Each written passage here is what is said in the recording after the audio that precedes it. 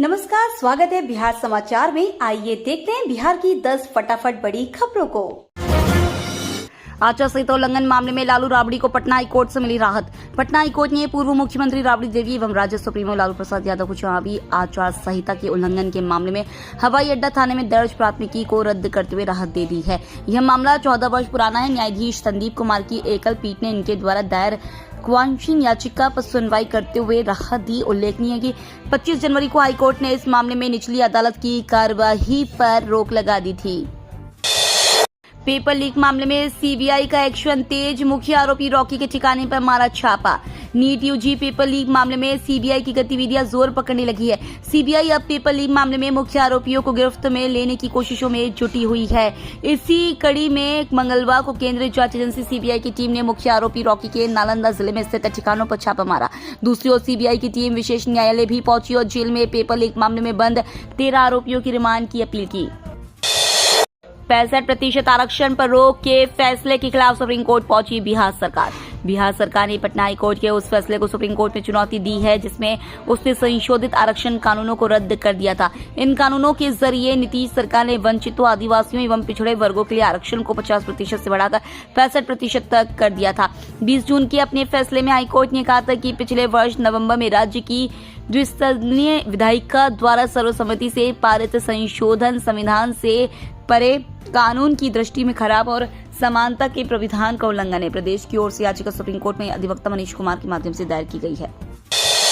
बिहार में इस दिन के बाद दोबारा से लागू हो जाएगा जमीन रजिस्ट्री के नए नियम। बिहार में जमीन खरीद बिक्री करने वालों के लिए एक बड़ी खुशखबरी है। आपको बता दें कि बिहार में जमीन रजिस्ट्री के नए नियम पर रोक लगा दिया गया है। फिलहाल अभी जमीनों की रजिस्ट्री पहले की तरह शुरू हो चुकी है। जमाबंदी कानून पर सुनवाई के दौरान सुप्रीम कोर्ट की तरफ से यह फैसला लिया गया है। अब आप दादा की संपत्ति या जमीन आप आसानी से बेच पाएंगे। 24 सितंबर तक जमाबंदी कानून लागू नहीं होगा। हालांकि 24 सितंबर के बाद जमीन रजिस्ट्री के नियम में बदलाव किए जा सकते हैं। भोले बाबा के सत्संग में भगदड़, 120 हुई मरने वालों की संख्या। उत्तर प्रदेश के हाथरस जिले के सिकंदरा राव कस्बे के फुलरी गांव में मंगलवार को बड़ा हादसा हो गया। यहां भोले बाबा का सत्संग चल रहा था। बताया गया है कि सत्संग समाप्त होने के बाद यहां से जैसे भी भीड़ निकलना शुरू हुई तो भगदड़ मच गई। इस भगदड़ में महिलाएं और बच्चे बुरी तरह कुचलते चले गए। मौके पर चीख पुकार मच गई। हादसे में कई लोगों की मौत होने की आशंका है। घायलों को मेडिकल कॉलेज एटा भेजा गया है। अब तक कुल मृतकों की संख्या 120 बताई जा रही है। वहीं सीएम योगी ने भी हादसे का संज्ञान लिया है। बिहार में किसके खाते में जा रही विधान परिषद की खाली सीट, आ गया बड़ा अपडेट। विधान परिषद की रिक्त एक सीट जदयू के खाते में जा रही है। विधानसभा कोटे की सीट पर उपचुनाव के तहत मंगलवार को नामांकन का आखिरी दिन था। एकमात्र नामांकन जदयू की ओर से हुआ है। पूर्व मंत्री भगवान सिंह कुशवाहा उसके प्रत्याशी। विपक्षी महागठबंधन ने इस सीट के लिए अपना प्रत्याशी नहीं दिया है और कोई दूसरा दावेदार भी नहीं। ऐसे में सीट के लिए चुनाव और निर्विरोध जीत की घोषणा औपचारिकता मात्र रह गई है। तेज बारिश से धंसी रेल पटरी, चरवाहे ने गमछा दिखाकर रुकवा दी ट्रेन। बिहार के मुंगेर जिले में बड़ा रेल हादसा होते होते बच गया। क्यूएल जमालपुर रेलखंड में मेहराना संपा फाटक के पास निर्माणाधीन एलएचएस पुल के करीब रेल पटरी धंसने से मेमू पैसेंजर ट्रेन दुर्घटना का शिकार होने से बच गई। अचानक हुई तेज बारिश से मेहराना नदी में बारिश का पानी आने से पुल के दोनों ओर की मिट्टी धंस गई। इससे अप और डाउन लाइन पर 10 फीट तक पटरियों के नीचे 1.5 फीट गड्ढा हो गया। वहां से गुजर रहे चरवाहे ने जब देखा तो उसने गमछा दिखाकर ट्रेन को रुकवा दिया। जानकारी के मुताबिक चरवाहे ने सोमवार को दोपहर करीब 3 बजे पटरी को धंसा हुआ देखा। उसने तुरंत भागकर गेटमैन राजेश कुमार शर्मा को इसकी जानकारी दी। बिहार के नगर निकायों में चली तबादला एक्सप्रेस, 192 कार्यपालक पदाधिकारियों का ट्रांसफर।